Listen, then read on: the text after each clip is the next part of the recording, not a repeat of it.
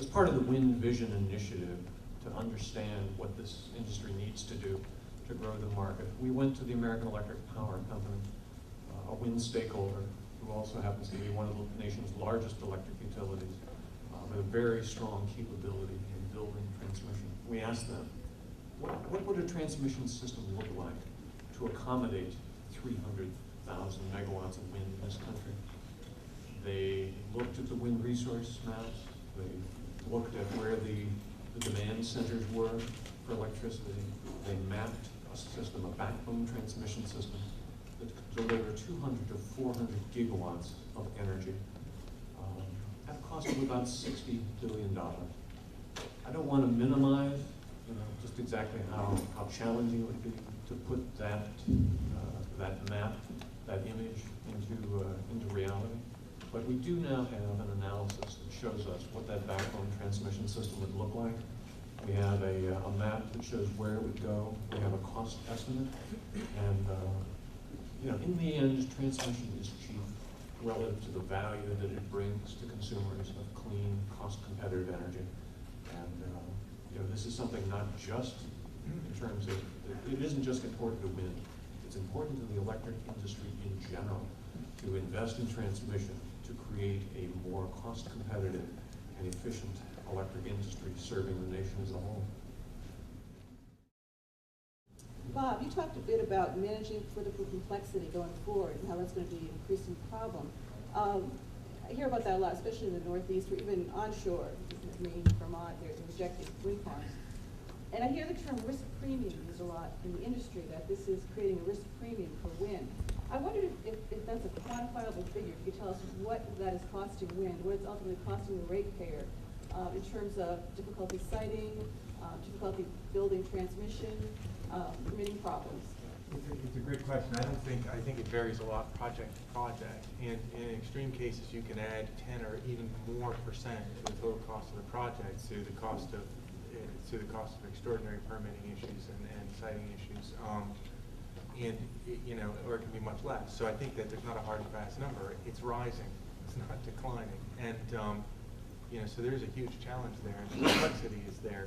I would say we've gone through this before. We know how to solve this problem. What Randy was just saying about transmission is an important example. We have a system of putting pipelines into this country that works very well. We don't sit around and look at the natural gas fields in Wyoming and say, well, we just don't know what to do. We can't get it out because we'd have to build a pipeline. Of course not. We build a pipeline, and we build long pipelines to bring it to the resource. We just have to think about transmission differently. It's not a technical problem. It's a huge technical challenge, but we know what the solution there is. It's just more thinking about that piece of the business differently. And that's some of what I was talking about when I said political complexity here, which is very real. And the economic complexity, which is also very real, but we know how to do this. And the country benefits tremendously from our ability to build pipelines, to build rail infrastructure, to bring energy to the markets that need them. And we just need to start doing the same thing in electricity transmission. It was mentioned in the early remarks that climate change and carbon is one of the top priorities there. Where does the ongoing war factor into that? And the increasing demand, particularly from China and India, in energy use. Wouldn't that be up near the top as well? Well, I certainly, when I said that climate change and carbon has been one of the catalytic factors, but I certainly wouldn't want to imply that as the only factor. All of those factors are going to be very consequential as well. I think the big difference, however, is the one I mentioned, the climate and the carbon issues. But I do believe that as we put in place this new energy policy, that these other factors and the global implications of those factors are going to continue to play an important role. The way we look at wind, very complementary to our infrastructure we have today, which we just built up a tremendous gas infrastructure. If you look at a combustion turbine, tremendous flexibility, able to start and stop and change load. So wind complements gas very well. And the way to think about it is the more wind we install, you run less gas through the gas turbines. So you're essentially storing energy by leaving natural gas in the ground, if you will. Long-term, some of the other technologies and how it plays out with nuclear, there's going to be several layers of technology. And so to compare, to say wind will offset nuclear, I think is probably not an accurate assessment. I think this is about a portfolio of options. And if you really want economic growth in the ways that we're accustomed to long-term, nuclear has to play a role in this country's infrastructure. And we're investing in nuclear as well. The challenge there is, what are you going to do for the next 15 years? Because it takes a while to bring nuclear plants online, and so there's a cycle time. So in the near term, wind is right now, here and now.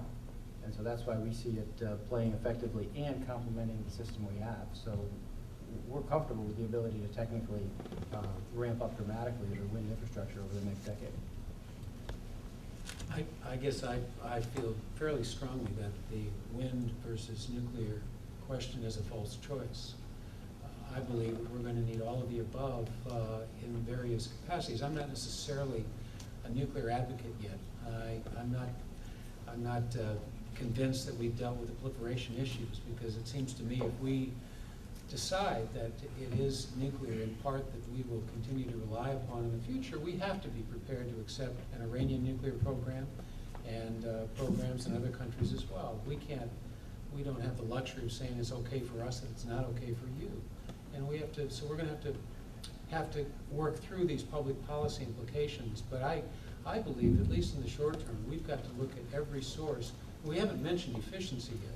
I think we can do a lot more with efficiency than we have to date. And I hope that will always be a very prominent part of public policy as well. California has shown what efficiency can do in our country, and we've seen far better examples of efficiency in Europe and elsewhere than we have in the United States to date. But that has to be a part of the equation as well. I don't think they're incompatible at all. I think we need more clean baseload. I think nuclear is an opportunity to provide low carbon baseload. The low carbon coal plants that we're working on with Rio Tinto, we call our hydrogen power plants, are another form of low carbon baseload, where we're capturing and sequestering the carbon. The wind industry, the wind energy business and the gas energy business are very complementary, as Vic said, and that's why we put them together into the same business unit, because we do think they're very complementary. And so I think that these things are complementary. Now, you know, when we start getting to 20% of the U.S. power is wind, and we're starting to go to 20, ask the question, should we go to 30? I think we have to have this debate. But I just don't think it's productive to have the debate today when we were at 10 gigawatts trying to figure out where to get the next 310 to get to 20%. So it depends what your transmission capacity is before you start. You know, so the question is, when do you start running out of transmission capacity, and when do you start running into peaking congestion? And again, it's just we're a million miles away from that now. And in the meantime, we're arguing over really some very complex technical and small issues, while the amount of carbon going in the atmosphere increases every year. And, you know, just remind ourselves that, you know, even if I could wave a magic wand and take every automobile in the world and turn it into a hydrogen car, CO2 in the atmosphere would still rise because of the CO2 coming from the power sector. So we have to do something here. It's absolutely essential, and it's urgent. And then, you know, 20 years down the road, we need to start thinking about what are the trade-offs. But for the next 20 years, I think we need to do as much as we can to build as much clean power as we possibly can. Obviously, wind is not going to ever supply 100% of the power. Maybe Denmark, they get a very good interconnection with Norway, but it's not likely. But the point that I was making today, and I would make again, whatever you want to think about nuclear or carbon capture and storage technology, in the critical period between now and 2020, neither of them is going to play a substantial role in terms of new nuclear capacity, unless there's a big building program going on somewhere that we don't know about. And CCS is still 15, 20 years away from commercialization. First whole-scale one is scheduled to come online sometime in 2014, 2015, at our AWEA plant in Germany. So in this critical period, wind is the best answer for new supply. There's no question about that. In the long run, yes, technologies will evolve on all sides. I think the critical role for this industry is now.